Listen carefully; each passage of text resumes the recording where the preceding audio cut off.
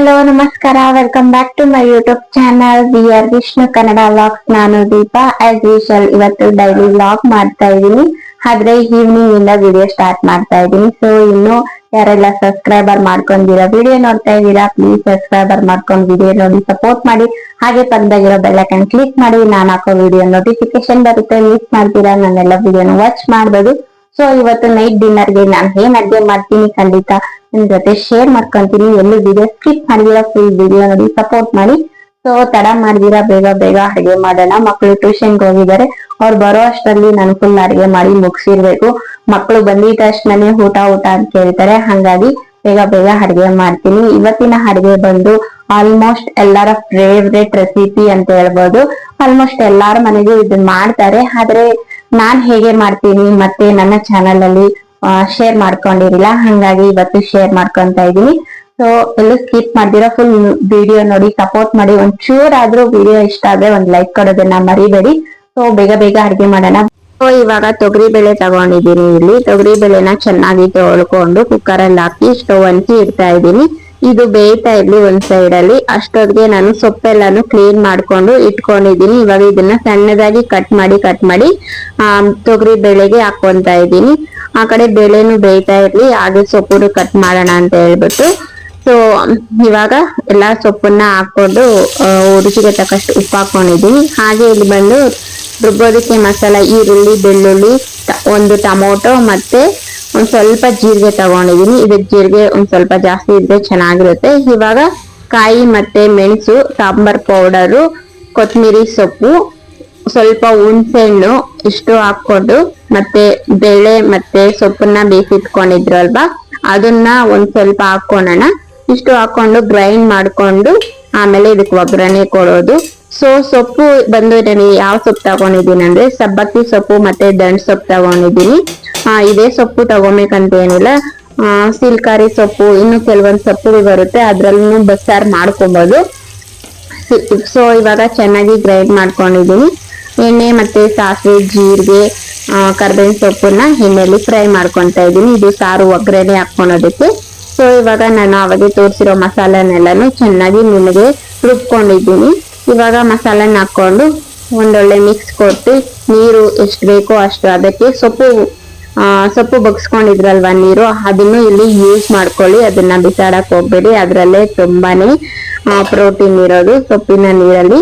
So ಆ ನೀರ್ ಹಾಕೊಂಡು ಇನ್ನೂ ನೀರ್ ಏನಾದ್ರು ಬೇಕಂದ್ರೆ ಸ್ವಲ್ಪ ಹಾಕೊಂಡು ರುಚಿಗೆ ತಕ್ಕಷ್ಟು ಉಪ್ಪು ಹಾಕೊಂಡು ಒಂದೊಳ್ಳೆ ಕುದಿ ಕೊಟ್ಕೊಂಡ್ರೆ ಬಸ್ಸಾರ್ ರೆಡಿ ಆಗುತ್ತೆ, ಸಾಂಬಾರ್ ರೆಡಿ ಆಗುತ್ತೆ. ಇಲ್ಲಿ ನೋಡಿ ಸಾಂಬಾರ್ ಚೆನ್ನಾಗಿ ಕುದೀತಾ ಇದೆ. ಬಸ್ಸಾಂಬಾರ್ ರೆಡಿ ಆಯ್ತು. ತುಂಬಾನೇ ಸಿಂಪಲ್ ಆದ್ರೆ ರುಚಿ ಅಂತೂ ಮುದ್ದೆಗೆ ವಾವ್ ಸೂಪರ್ ಆಗಿರುತ್ತೆ. ಇವಾಗ ಸೊಪ್ಪು ಒಗ್ಗರಣೆ ಹಾಕೋಣ.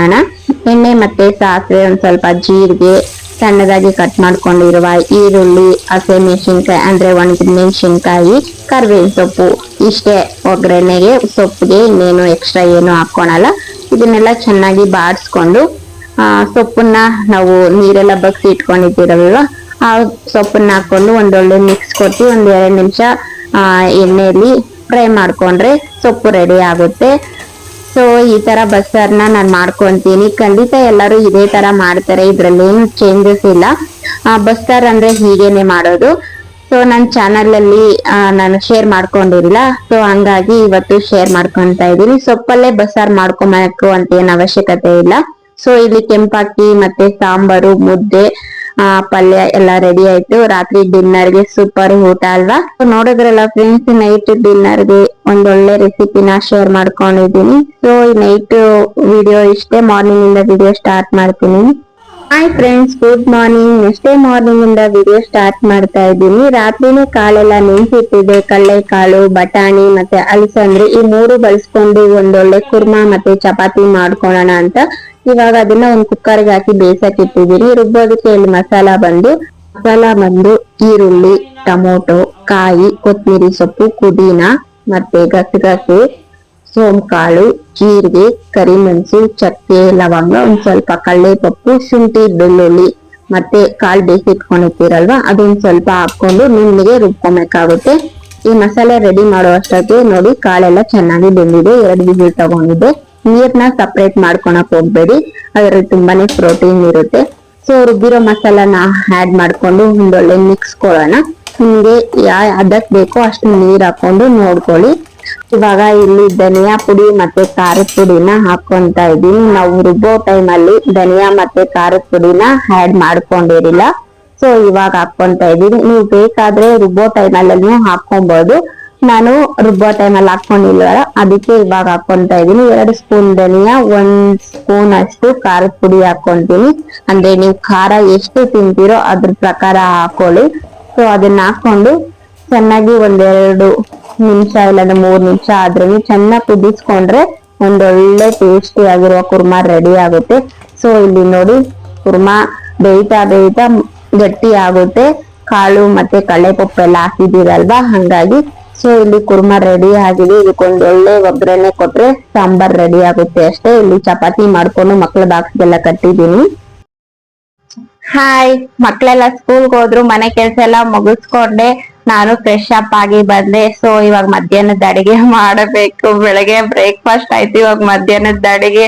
ಯಪ್ಪ, ಹೆಣ್ಮಕ್ಳದು ಬೆಳಗ್ಗೆ ನಾಷ್ಟ, ಮಧ್ಯಾಹ್ನ ಅಡಿಗೆ, ಮಧ್ಯದಲ್ಲಿ ಸ್ನಾಕು, ಮತ್ತೆ ನೈಟ್ ಡಿನ್ನರು, ಮನೆ ಕೆಲ್ಸ ಇದೇ ಆಗೋತಿದೆ. ರುಟೀನ್ ಅದು ಉಲ್ಟಾ ಆಗಿ ಬರ್ತಾನೆ ಇರುತ್ತೆ. ಇದ್ರಲ್ಲಿ ಯಾವ್ದನ್ನು ಸ್ಟಾಪ್ ಅಂತೂ ಆಗಲ್ಲ, ತಿರುಗ್ತಾ ಇರುತ್ತೆ. ಭೂಮಿ ಹೆಂಗ್ ತಿರುಗುತ್ತೋ ಹಾಗೆ ನಮ್ಮ ಹೆಣ್ಮಕ್ಳು ರುಟೀನ್ ದಿನಾ ಇದು ತಿರ್ಗೋದು ಆಗೋತಿದೆ.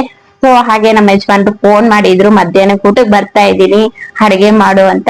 ಸೊ ಹಂಗಾಗಿ ಇವತ್ತು ಒಂದ್ ಸಿಂಪಲ್ ಆಗಿ ಹೆಸರುಬೇಳೆ ರಸಮ್ಮು ಮತ್ತೆ ಅನ್ನ ಮಾಡೋಣ ಅಂತ ಯೋಚನೆ ಮಾಡ್ಕೊಂಡು ಇವಾಗ ಅಡಿಗೆ ಮನೆಗೆ ಹೋಗ್ಬೇಕಾಯ್ತು. ಹಾಗೆ ವಿಡಿಯೋನು ಸ್ಟಾರ್ಟ್ ಮಾಡೋಣ, ಹಾಗೆ ರೆಸಿಪಿನು ಶೇರ್ ಮಾಡ್ಕೊಳ್ಳೋಣ ಅನ್ಸ್ತು.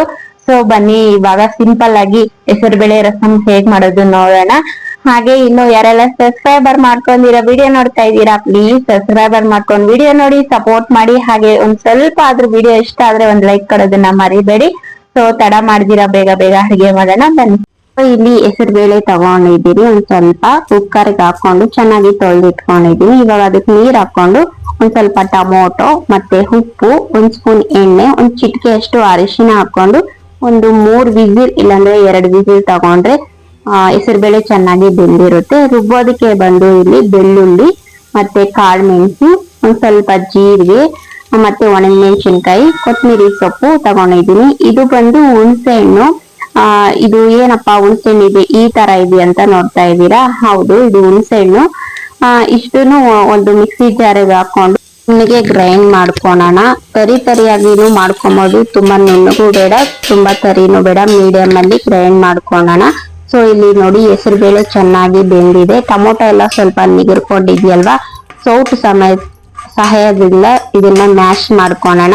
ಈ ತರ ಟೊಮೊಟೊನೆಲ್ಲ ಮ್ಯಾಶ್ ಮಾಡ್ಕೊಂಡು ಒಂದೊಳ್ಳೆ ಮಿಕ್ಸ್ ಕೊಟ್ಟು ಇವಾಗ ಇದಕ್ಕೆ ಎಷ್ಟು ಬೇಕೋ ರಸಮ್ಗೆ ಎಷ್ಟು ಬೇಕೋ ಅಷ್ಟು ನೀರ್ ಹಾಕೊಂಡು ಇದನ್ನ ಕುದಿಯಕ್ ಬಿಡೋಣ. ಇದಕ್ಕೊಂದೊಳ್ಳೆ ಒಗ್ಗರಣೆ ಹಾಕೋಣ ಇವಾಗ. ಸೊ ಒಗ್ಗರಣೆ ಬಂದು ಎಣ್ಣೆ, ಸಾಸಿವೆ, ಜೀರಿಗೆ, ಕರ್ಬೇವಿನ ಸೊಪ್ಪು ಇಲ್ಲಿ ರುಬ್ಬಿಟ್ಕೊಂಡಿದ್ರಲ್ವಾ, ಅದನ್ನ ಇಲ್ಲಿ ಎಣ್ಣೆಯಲ್ಲಿ 1-2 ನಿಮಿಷ ಫ್ರೈ ಮಾಡ್ಕೊಂಡು ಆಮೇಲೆ ಆಡ್ ಮಾಡ್ಕೊಂಡ್ರೆ ರಸಂ ತುಂಬಾ ಘಮ ಅಂತ ಇರುತ್ತೆ ಅಂತ ಹೇಳ್ಬಿಟ್ಟು. ಸೊ ಇದಕ್ ಬಂದು ನೋಡಿ ಇಲ್ಲಿ ಕೊಬ್ಬರಿನ ತುರಿದಿ ಹಾಕೊಂಡಿದ್ದೀನಿ.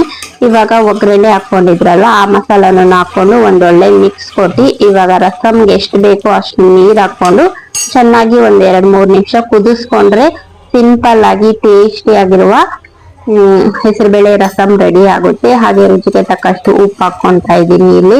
ಸೊ ನೋಡಿದ್ರಲ್ಲ ಫ್ರೆಂಡ್ಸ್, ಈ ತರ ಹೆಸರುಬೇಳೆ ರಸಂ ಮಾಡಿ ನೋಡಿ, ತುಂಬಾನೇ ಟೇಸ್ಟಿ ಆಗಿರುತ್ತೆ, ಹಾಗೆ ಬೇಗನೂ ಆಗುತ್ತೆ. ಸೊ ಓಕೆ ಫ್ರೆಂಡ್ಸ್, ಈ ವಿಡಿಯೋನ ಇಲ್ಲೇ ಎಂಡ್ ಮಾಡ್ತೀನಿ. ವಿಡಿಯೋ ಇಷ್ಟ ಆದ್ರೆ ಒಂದ್ ಲೈಕ್ ಕೊಡೋದನ್ನ ಮರಿಬೇಡಿ. ಮತ್ತೊಂದು ವಿಡಿಯೋ ಜೊತೆ ಮತ್ತೆ ಸಿಗ್ತೀನಿ. ಅಲ್ಲಿವರೆಗೂ ಎಲ್ಲರಿಗೂ ಬಾಯ್.